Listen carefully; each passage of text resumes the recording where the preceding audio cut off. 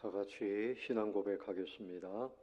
전능하사 천지를 만드신 하나님 아버지를 내가 믿사오며 그 외아들 우리 주 예수 그리스도를 믿사오니 이는 성령으로 잉태하사 동정녀 마리아에게 나시고 본디오 빌라도에게 고난을 받으사 십자가에 못 박혀 죽으시고 장사한 지 사흘 만에 죽은 자 가운데서 다시 살아나시며 하늘에 오르사 전능하신 하나님 우편에 앉아 계시다가 저리로서 산 자와 죽은 자를 심판하러 오시리라. 성령을 믿사오며 거룩한 공회와 성도가 서로 교통하는 것과 죄를 사하여 주시는 것과 몸이 다시 사는 것과 영원히 사는 것을 믿사옵나이다. 아멘. 고마우신 아버지 하나님, 오늘 새벽에 이곳에 임재하셔서 역사하시며 영광을 거두어 주시옵소서. 예수님의 이름으로 기원하옵나이다. 아멘. 찬송가 604장을 찬송하겠습니다. 604장 완전한 사랑, 하나님의 사랑. 완전한 사랑, 하나님의 사랑, 다함이 없는 사랑에 겨워 둘 한 몸 되어 보람 있게 살라 손 모아 주님 앞에 빕니다.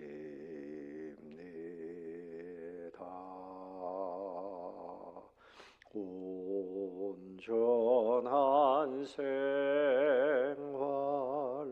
하게 하옵소서. 믿음과 소망 사랑 가지고 아픔과 죽음 겁을 내지 않고 주님만 의지하게 하소서.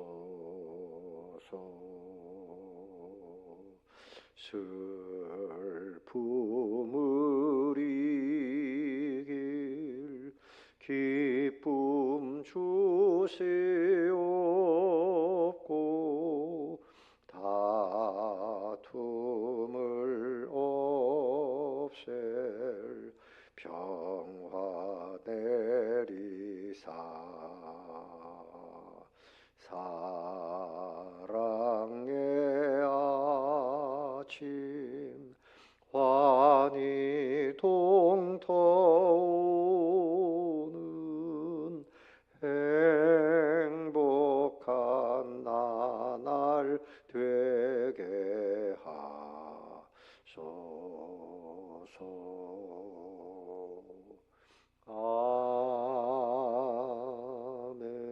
아멘. 오늘 보실 말씀은 창세기 2장 18절부터 25절까지 한 절씩 교독하겠습니다. 여호와 하나님이 이르시되 사람이 혼자 사는 것이 좋지 아니하니 내가 그를 위하여 돕는 배필을 지으리라 하시니라. 여호와 하나님이 흙으로 각종 들짐승과 공중의 각종 새를 지으시고 아담이 무엇이라고 부르나 보시려고 그것들을 그에게로 이끌어 가시니 아담이 각 생물을 부르는 것이 곧 그 이름이 되었더라. 아담이 모든 가축과 공중의 새와 들의 모든 짐승에게 이름을 주니라.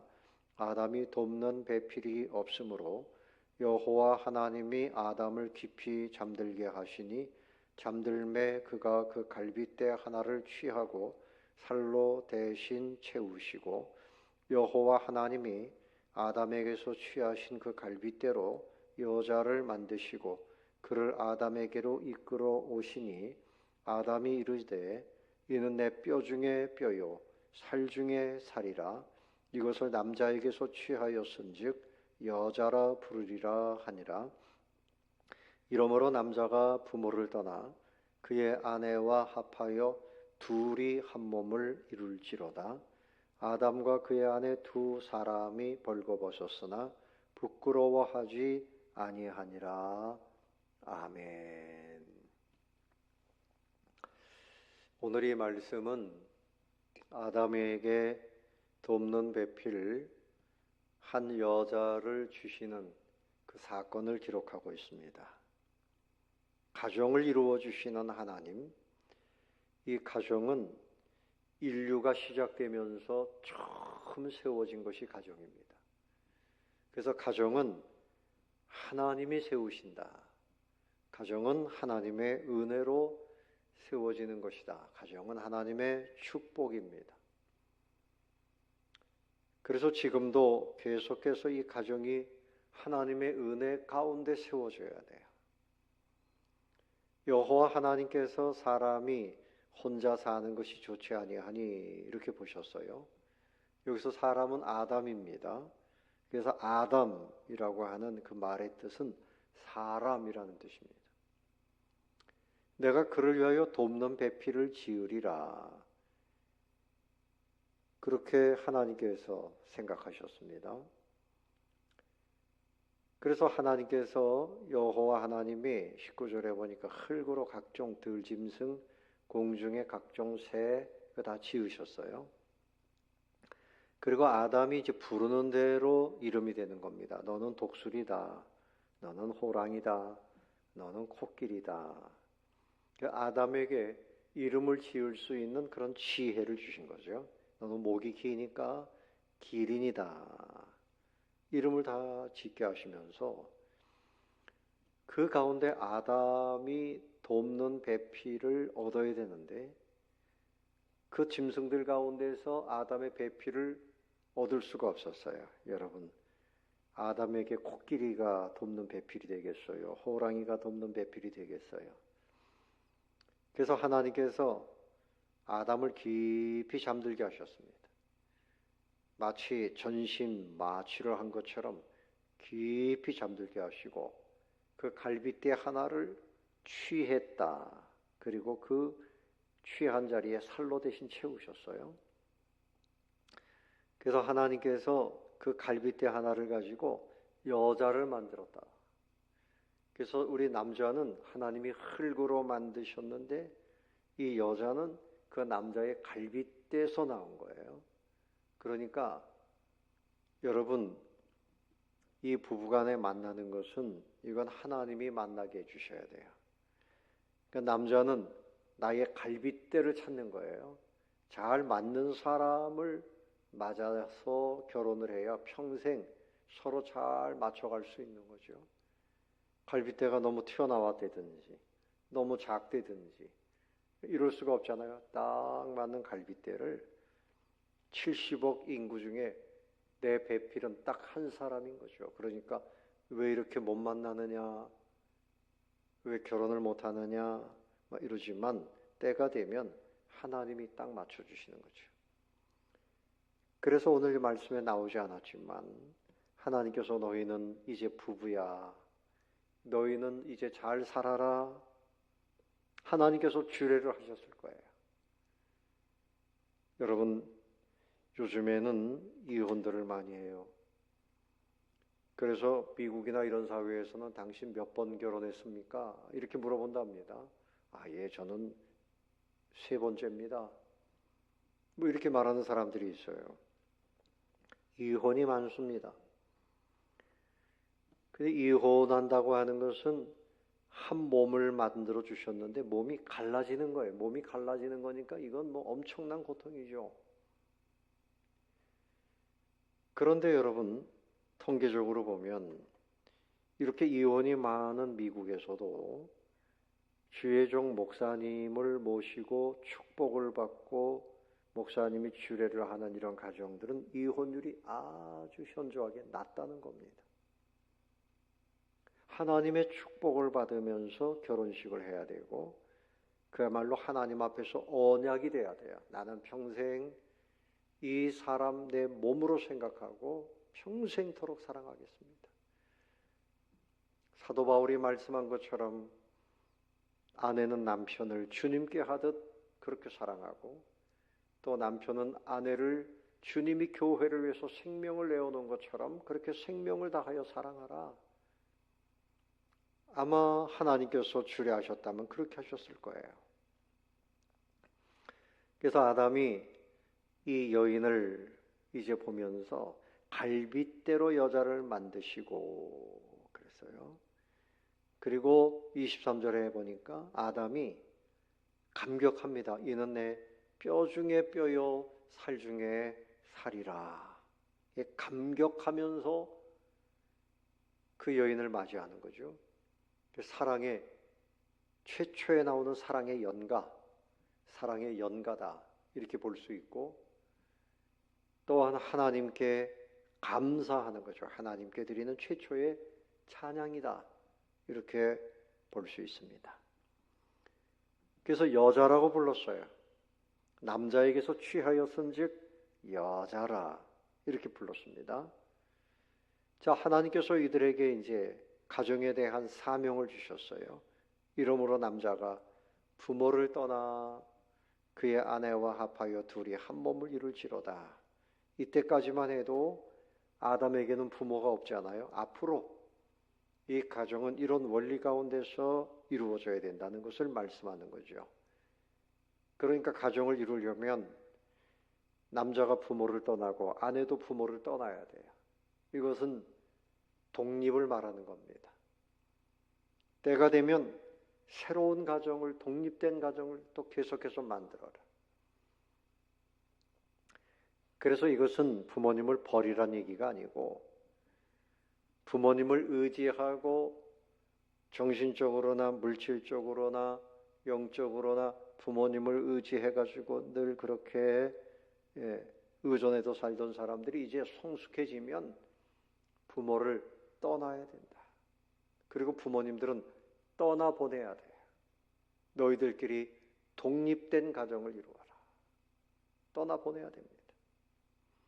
그래서 아내와 합하여 둘이 한 몸을 이룰지로다. 그래서 가정에 주신 사명은 부부간에 이제 결혼식 하면 출발이고 그 결혼 생활을 해나가면서 한 몸이 되라는 거죠. 생각이 하나가 되고 그리고 목표가 하나가 되고 서로 연합하는 거죠. 제가 이렇게 손을 끼웠습니다. 이렇게 튀어나온 부분은 장점이고 들어간 부분은 단점인데 부부간에 약한 부분이 있고 강한 부분이 있어요. 남편이 연약한 부분 아내가 채워주고 아내가 연약한 부분 남편이 채워주고 이렇게 해서 한 몸이 되라. 한 몸이 되는 신비와 기쁨을 누려라. 이것은 결혼 생활을 통해서 계속 시간이 가면서 그렇게 되어져 가는 것입니다. 그래서 아담과 그의 아내 두 사람이 그 당시엔 아무런 옷도 입지 않았지요. 그러나 부끄러워하지 아니하니라.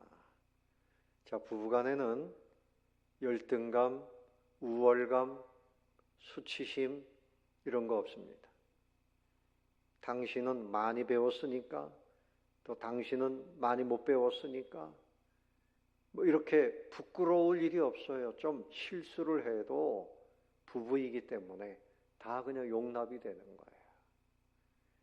그래서 부끄러워하지 아니하니라. 뭐 부부간에 자존심 세우고 그렇게 할 필요가 없어요. 부부는 가장 자유롭고 언제든지 용납하고 받아줄 수 있는 그런 관계. 그래서 한 몸이 되어져 가는 것입니다. 가정은 하나님이 주신 축복이에요. 이제 가정의 달을 맞이했는데 우리 젊은이들이 주님 안에서 하나님의 복을 받으면서 아름다운 가정들을 많이 이루었으면 좋겠습니다. 결혼 연령이 점점 늦어지고 있어요. 20대 중반 전후로 해서 결혼하는 것이 다 좋습니다. 그렇게 해서 자녀를 보고 부부간에 누릴 수 있는 행복을 누리고 이것이 하나님의 뜻입니다. 그렇게 할 때 에덴 동산의 기쁨을 누릴 수가 있는 것입니다.